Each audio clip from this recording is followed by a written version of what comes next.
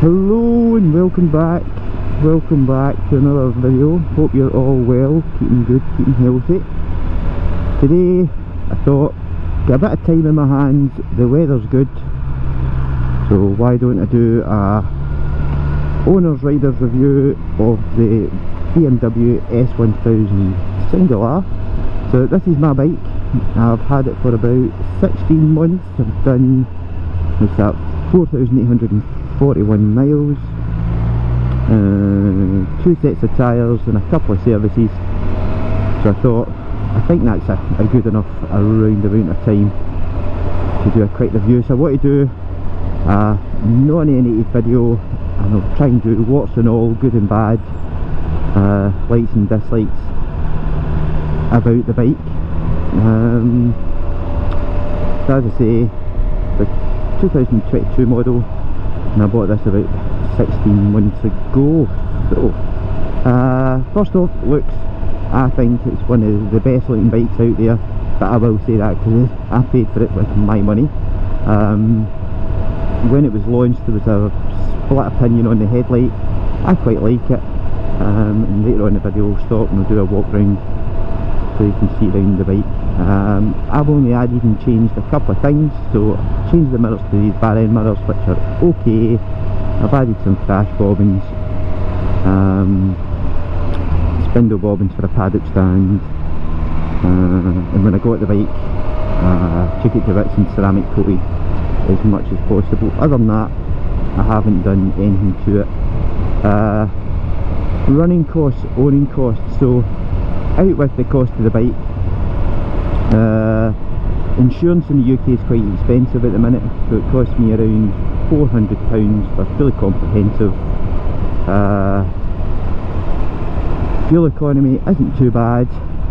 It's a 16.5 litre tank and we'll do about 140 miles even in spirited riding, so I think that's actually acceptable considering the size of the tank.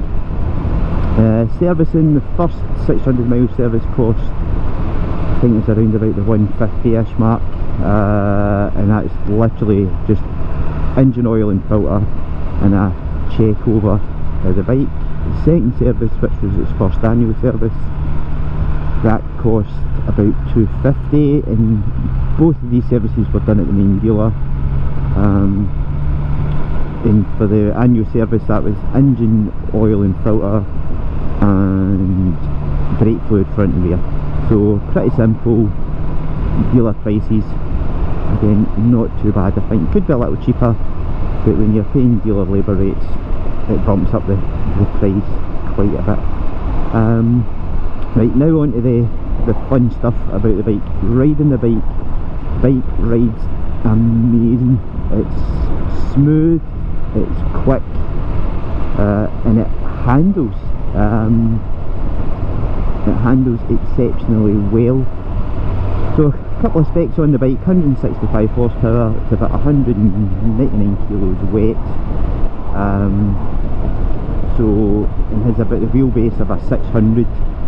When I double checked the dimensions, it actually came in at the same weight in length as an old CBR 600F that I had a million years ago, and so it's exceptionally light, and that helps play into the hands of handling.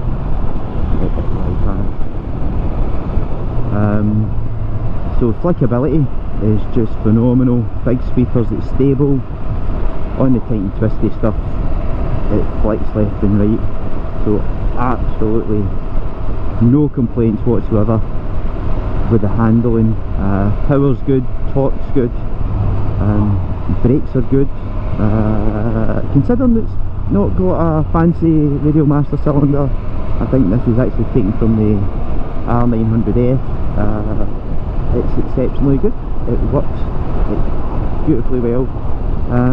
Ergonomics, it's sportier than you think. It's not as high up as say like a Yamaha MT-10, and it's not as low down as a super sports bike, say like an R1 or the S1000R, from which this is based from.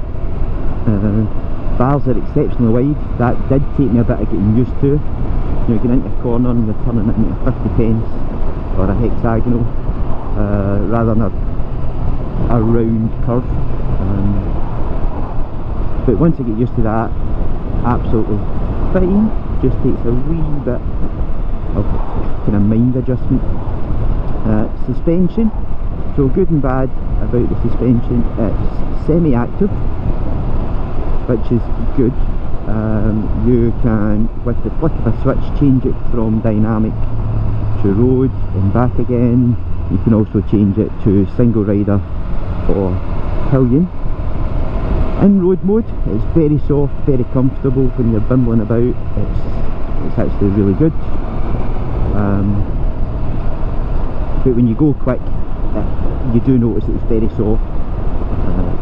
Almost like a bouncy castle. Doesn't really want to hold a line, but you stick it into dynamic and that changes the compression and rebound settings and stiffens it up a little bit, which transforms the bike. It absolutely makes it really good to ride.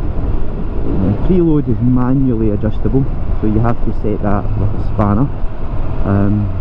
And that is, I would say, the downside to the semi-active suspension is adjustability.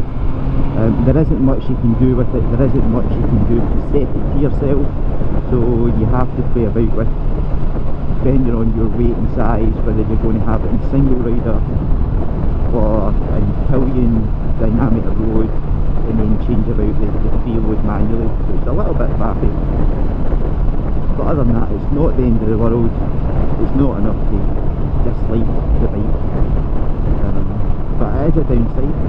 It has the quick shifter with auto blip up and down, which is beautiful. Up and down, dead smooth, going slow, going quick. Downside to the quick shifter is one major, I don't want to call it a flaw, let's call it a niggle, is wind in it. When you're on a headwind, it seems to activate the clutch lever a little bit, and I think that's down. I need a little play in the lever, just because I have small hands. But when you speak to other owners and online, nearly everybody's having the same issues, and it just seems to interrupt the signal when you press on the foot lever to change gear. It doesn't want to go up or down.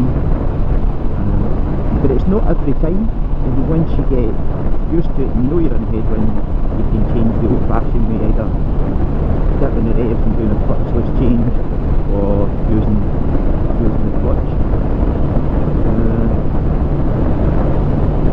It's a naked bike, so you're going to get wind blast, so you can't buy one of these and then I think overly complain about it. However, what I will say is compared to other naked bikes I've had, this seems to be more susceptible to rider wind blast. My MT10, even before I put the screen on it, I did notice the wind blast, but not as much as I noticed it on this. So I'm not sure if that's to do with the fact that the bike's so light. The bars are quite low and wide. But yeah, I feel it more than I did on other bikes. Other than that, it's a naked bike, so you can't buy it and overly moan about it. But it does curb your top speed, so the silver lining to that is, if you're going to get done for speeding, it's probably, you know, we're going to get done a lot less than what you might have done on a sport bike. Pros and cons. I'm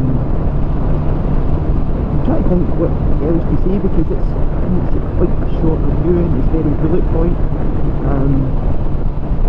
Reliability, okay, reliability, zero issues with the bike. It's never missed a beat. Starts off the button and just works. The only issue, is it an issue? Yes, let's call it an issue. So the only issue I had was when I first got the bike. This bike has the tracker and alarm fitted, not by my choice, that was the dealer's choice, because I bought this with a couple of 100 miles on the clock, and it also had the lithium battery fitted, and that is a poor combination of extras. And what I found was, with the tracker and the lamp fitted in the lithium sports battery, overnight it would drain the battery, and the next day it would be completely flat. Have to recover it. Got the the BMW recovery out, and straight away that's exactly what he said. Look, it's the battery. The lithium battery is fine if you don't have any of these extras on it, because it's a sports battery. It's light, so people use it if they're doing a lot of track days, because it saves a lot of weight, not so much weight that you'll notice it on the road. And to be fair, I phoned up the dealer, gave them my complaint if you like, and without argument they ordered up a new battery, just a standard battery, sent it out, end of problem. Put the battery in and it's never missed a beat since. I do, on the back of the lithium battery, have one of these Optimate battery chargers, and I tend to stick it on, not necessarily after every ride, but I do periodically keep it on charge, and then just, especially over the winter, and just let it trickle charge, and it maintains the battery. So other than the lithium battery not being able to cope with the power drain, the bike's been faultless. It hasn't missed a beat. It's not been back into the dealer for any issues or problems. I think it sounds great. It's very inline 4, standard can. So yeah, all in all, you know, 9 out of 10. I don't think there's any bike out there you would probably give a 10 out of 10 to, but yeah, 9 out of 10. Even with the sportier than expected riding position and wind blast, you know, based on running costs which aren't too bad, reliability is a massive plus, and you can ride it quick and you can ride it slow. Yeah, I would definitely say, if you haven't tried one, get your backside on one and go and see what you think for yourself. 9 out of 10. Alright, so that's a very brief, but I think bullet point enough review to give you an idea if you think it's any good or not. And on that note, I will sign off, but quickly before I do sign off, thank you to everybody that watches the videos, subscribes, likes, comments. It really means a lot, and it certainly gives me encouragement to keep going and keep making some videos.